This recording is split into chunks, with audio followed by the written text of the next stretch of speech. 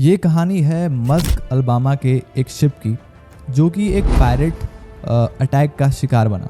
इससे आपको मालूम पड़ जाएगा कि समुंदर जितना ही खूबसूरत है उतना ही वो खतरनाक हो सकता है। तो आइए जानते हैं कि कैसे हुआ था मस्क अल्बामा पे वो पायरेट अटैक और कैसे कैप्टन फिलिप्स और चीफ इंजीनियर पेरी की सूझबूझ ने उसको बचाया। 8 अप्रैल 2009 मस्क अल्बामा, जो कि एक मर्चेंट शिप थी, उसके लिए रोज की तरह ही एक आम दिन था। ये जहाज़ सलालाह ओमान से निकली थी मोम्बासा केन्या के लिए। इस जहाज़ पे कुल 21 क्रू मेंबर थे, जिसमें थे कैप्टन रिचर्ड फिलिप्स और chief engineer Mike Perry. Maersk Alabama 401 container USAID से ले जा रहा था गॉड मिनिस्ट्री, वर्ल्ड फूड प्रोग्राम और कैथोलिक सर्विसेज को सर्व करने के लिए। ये खाने की चीज़ें सोमालिया, युगांडा और कुछ सोमालिया के रिफ्यूजीज के लिए थीं जो केन्या में थे। उस दिन सब लोग अपना काम कर रहे थे कि अचानक उन्हें उनके रडार सिस्टम में कोई छोटी सी चीज़ उनकी तरफ आते दिखी। पहले तो उन्हें लगा कि यार ये कोई फिशर बोट है, यानी मछुआरों की बोट है, मगर वो बोट काफ़ी तेज़ स्पीड से उनकी तरफ बढ़ रही थी। जब उन्होंने बाइनोकुलर लगा के देखा तो उनके पैरों के तले की ज़मीन फिसल गई।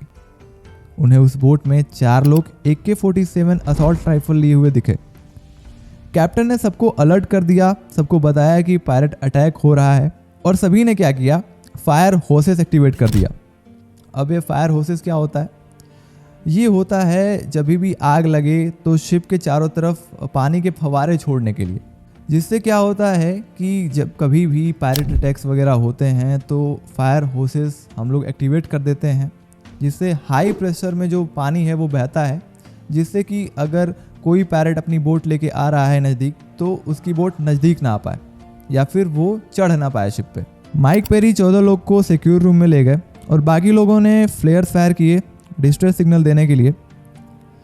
मगर इतना सब पायरेट्स को शिप पे चढ़ने से रोक ना सका। पायरेट्स ने सीढ़ी का यूज़ किया और शिप पे चढ़ गए।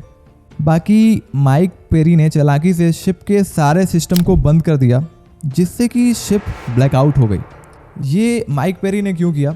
जिससे कि अगर पायरेट्स शिप पे चढ़ जाएं, जो कि चढ़ चुके थे, तो उनको ये बता सकें कि शिप जो है ख़राब हो चुकी है और हम शिप को कहीं ले जा नहीं सकते।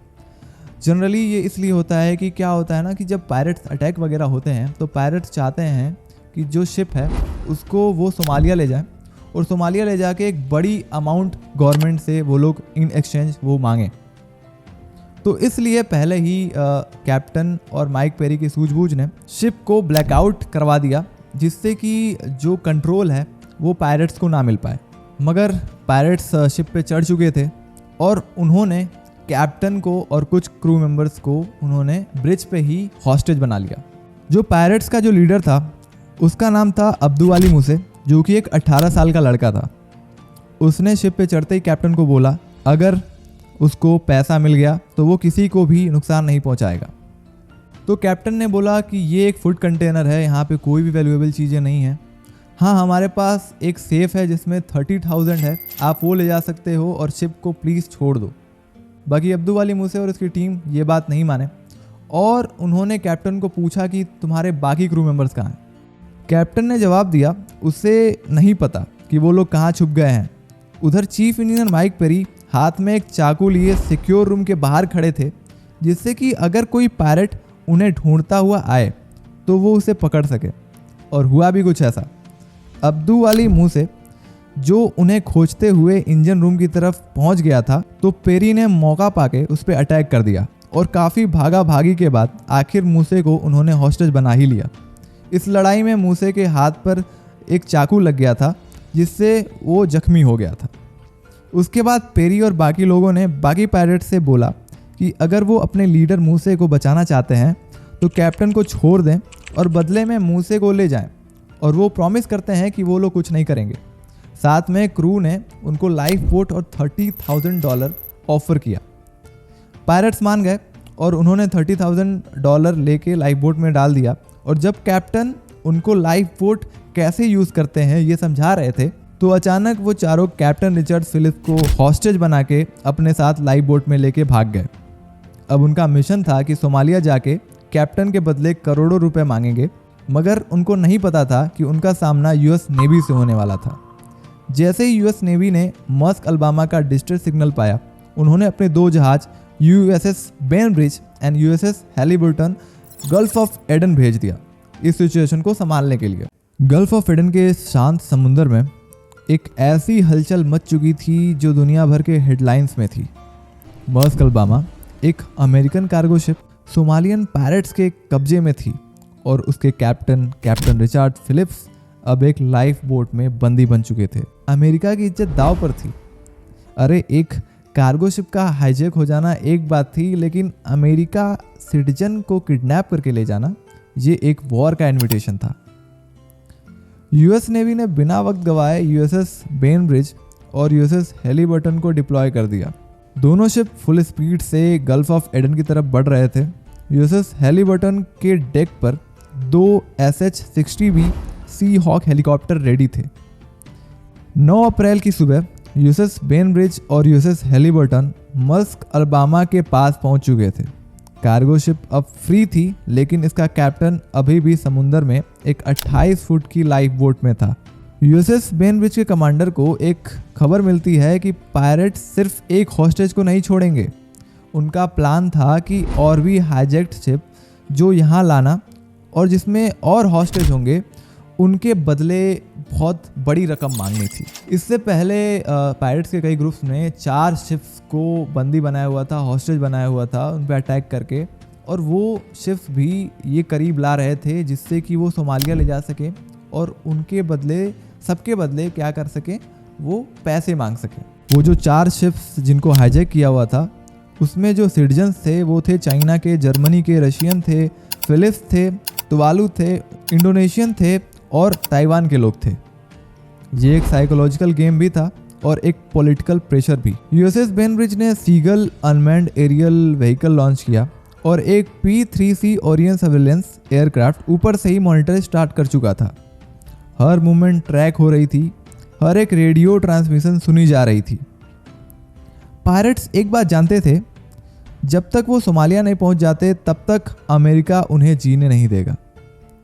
यूएसएस बेनब्रिज और यूएसएस हैलिबर्टन सेफ डिस्टेंस पर थे ताकि अगर फायरिंग हो भी तो बचा जा सके, पर यह एक पेशेंस का गेम भी था। 10 अप्रैल की रात समुंदर के बीच एक लाइफ बोट, एक अमेरिकन हॉस्टेज और 4 सोमालियन पायरेट्स। और ये रात वो थी जो शायद कैप्टन फिलिप्स को कभी नहीं भूलेगी। एक डेस्परेट एस्केप अटेम्प्ट, एक रिस्की चाल। कैप्टन फिलिप्स ने वॉशरूम का बहाना करके वो बाहर गए लाइफ बोट के और उन्होंने एक एस्केप प्लान किया और उन्होंने लाइफ बोट से भागने की कोशिश की, लेकिन बस 2 कदम भागने के बाद ही गन फायर स्टार्ट कर दिया पायरेट्स ने और उन्हें तुरंत पकड़ लिया। और फिर एक और वक्त टेंशन और गुस्से के बीच गुजार दिया। इस दौरान यूएसएस बेनब्रिज ने एक टैक्टिकल मूव किया। उन्होंने एक सैटेलाइट फ़ोन और एक 2-वे रेडियो पायरेट तक पहुंचाया। एक तरीका उनसे नेगोशिएशन करने का, लेकिन पायरेट ने सोचा कि शायद ये उससे उन्हें ट्रैक कर सकते हैं। उन्होंने बिना सोचे समझे फ़ोन और रेडियो समुद्र में ही फेंक दिया। यूएस नेवी ने एक और शिप भेज दिया था फॉर द रेस्क्यू प्लान, जो कि था यूएसएस बॉक्सर, एक और powerful amphibious assault ship horn of America के पास पहुंच चुकी थी। अब अमेरिका के पास फायर पावर भी था और पेशेंस भी, और फिर सब कुछ कंट्रोल से बाहर होने लगा। 11 अप्रैल की सुबह पायरेट्स की फ्रस्ट्रेशन अपने पीक पर थी। एक छोटी सी लाइफ बोट में बंद होने का स्ट्रेस, अमेरिका की प्रेजेंस का प्रेशर, और तब उन्होंने यूएसएस हैलिबर्टन पर गोलियां चला दी। रैंडम, बिना सोचे समझे, लेकिन ये एक खुली जंग का इन्विटेशन था। यूएसएस हैलिबर्टन उसके जवाब में कोई फायरिंग नहीं किया क्योंकि वो चाहता था कि ये एक क्लीन रेस्क्यू मिशन हो और किसी भी हॉस्टेज की जान न जाए। यूएसएस बेनब्रिज के कमांडर फ्रैंक कैस्टेलेनो और एफबीआई हॉस्टेज निगोशिएटर अब भी पायरेट से समझौता करने की कोशिश कर रहे थे, लेकिन पायरेट का एक ही टारगेट था कि फिलिप्स को सोमालिया ले जाएं और उसके बदले बहुत बड़ा अमाउंट वो गवर्नमेंट से मांग सके। समुंदर में पावर और पेशेंस का ये गेम अपनी पीक पर था और अमेरिका इस लाइफ बोट का चैप्टर हमेशा के लिए ख़त्म करना चाहता था। 12 अप्रैल एक ऐसी तारीख जो समुद्री सुरक्षा और टैक्टिकल वॉरफेयर के इतिहास में हमेशा याद रखी जाएगी। ये वो दिन था जब यूएसएस बेनब्रिज के डेक पर एक हाई स्टेक रेस्क्यू मिशन तैयार था और दुनिया की सबसे बेहतरीन military force US navy seal team 6 एक ऐसे ऑपरेशन के लिए पोजीशन ले रही थी जो सिर्फ एक गोली के फैसले पर टिका था। इस मिशन का सिर्फ एक ही मकसद था, कैप्टन रिचर्ड फिलिप्स को जिंदा वापस लाना। लेकिन समस्या ये थी कि समुंदर के बीच एक लाइव बोट में 3 सोमाली पायरेट्स फिलिप्स को बंदूक की नोक पर रखकर खुद को बचाने की कोशिश कर रहे थे। और इस बीच इनका जो मास्टरमाइंड था पायरेट्स का, अब्दू अली मूसे, उनको यूएसएस बेनब्रिज पे बुला लिया गया था फॉर द नेगोशिएशन। उसको लगा कि वो शिप पे इसलिए जा रहा है कि वो नेगोशिएशन करेगा कि कितना पैसा हमको देना है या फिर कैसे कैप्टन को वो छोड़ेगा। और उसे लग रहा था कि ये एक सेफ नेगोशिएशन है और वो बिना टेंशन के वहाँ पहुँच गया था। मगर ये उसकी सबसे बड़ी गलती थी। यूएसएस बेनब्रिज के डेक पर नेवी सील स्नाइपर पहले से ही अपनी पोजीशन ले चुके थे। उनका टारगेट क्लियर था, 3 पायरेट्स, 1 लाइफ बोट और 1 हॉस्टेज। लेकिन ये कोई सिंपल स्नाइपर शॉट नहीं था। लाइफ बोट समुंदर की लहरों के साथ ही हिल रही थी। एक गलत शॉट और या तो फिलिप्स मर सकता था या फिर पायरेट्स अलग अलग दिशाओं में भाग सकते थे। और तभी यूएसएस बेनब्रिज के कमांडर फ्रैंक कैस्टेलानो को एक अर्जेंट रिपोर्ट मिली। एक पायरेट फिलिप्स के सर या पीठ पर बंदूक तान रहा था। अब 1 सेकंड भी इंतजार करना मतलब फिलिप्स की मौत का इंतजार करना था। कमांडर कैस्टेलानो ने सील स्नाइपर को कमांड दिया कि अब गोली चलाओ। और ये वो स्नाइपर टीम थी जो एक गोली में दूर खड़े दुश्मन को एक ही गोली में ख़त्म करने का ट्रेनिंग लिया था। और फिर एक पल जिसने सब कुछ बदल दिया। 3 गोलियां एक साथ चली। हर एक स्नाइपर ने अपने टारगेट को एकदम सही जगह मारा और सिर्फ 1 सेकंड के अंदर 3 पायरेट मारे जा चुके थे। कैप्टन फिलिप्स सेफ थे, बिना किसी चोट के, बिना किसी नुकसान के। ये एक परफेक्ट मिलिट्री एग्जीक्यूशन थी, एक ऐसी ऑपरेशन जिसमें हॉस्टेज को बिना खतरे में डाले रेस्क्यू करना था। 3 पायरेट्स 1 सेकंड में मारे गए और मिशन खत्म हो गया। लेकिन ये कहानी यहाँ ख़त्म नहीं होती। जब यूएसएस बेनब्रिज के क्रू ने लाइफ बोट में एंट्री ली तो एक शॉकिंग डिटेल सामने आई। पायरेट्स ने जो मस्क अलबामा से $30,000 कैश लाइफ बोट में छुपा रखे थे, लेकिन जब वहाँ पे उसको खोजा गया तो वो पैसे वहाँ नहीं मिले। आज तक ये पता नहीं लग सका कि वो जो $30,000 थे वो कहाँ गए। क्या वो सील के हाथों लग गए या फिर वो किसी दूसरे ने उठा लिए, कोई नहीं जानता।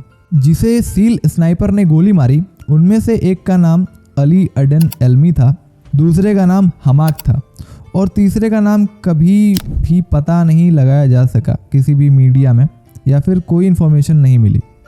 लेकिन 2013 में एक हॉलीवुड मूवी आई कैप्टन फिलिप्स, जिसमें इन तीनों का नाम वालिद एल्मी, नूर नाजी और अदान बिलाल बताया गया। और सबसे बड़ा सरप्राइज़, इन तीनों की बॉडीज़ यूएस नेवी ने सोमालिया के किसी अननोन लोगों को हैंडओवर कर दी। आज तक ये भी क्लियर नहीं है कि उनका क्या हुआ। 2 फॉर्मर नेवी सील्स मैट बिसोनेट और रॉबर्ट जे ओनील ने क्लेम किया कि उन्होंने इस रेस्क्यू ऑपरेशन में हिस्सा लिया था। यही वो नेवी सील थे जो बाद में ऑपरेशन नेपच्यून स्पेयर में भी इन्वॉल्व थे। वही ऑपरेशन जिसमें ओसामा बिन लादेन का काम तमाम किया गया था। कैप्टन रिचर्ड फिलिप्स की कहानी सिर्फ एक नॉर्मल हाईजैकिंग नहीं थी, ये एक मैसेज था कि अमेरिका अपने सिटीजन्स को कभी अकेला नहीं छोड़ सकता। और सबसे बड़ा सबक, ये एक रिमाइंडर है कि दुनिया का सबसे ट्रेंड सोल्जर एक मिशन पर निकलता है तो सिर्फ एक गोली का फैसला सब कुछ बदल सकता है। तो ये थी कैप्टन फिलिप्स और माइक पेरी की कहानी। अगर आपको ये कहानी पसंद आई है तो इस वीडियो को एक लाइक करो, चैनल को सब्सक्राइब कर लो, जिससे कि ऐसे ही कहानियाँ मैं आप तक ला सकूँ। तो ऐसे ही वीडियोस के लिए बने रहो चैनल पे। मिलता हूँ अगले वीडियो में, तब तक के लिए आई एम साइनिंग आउट।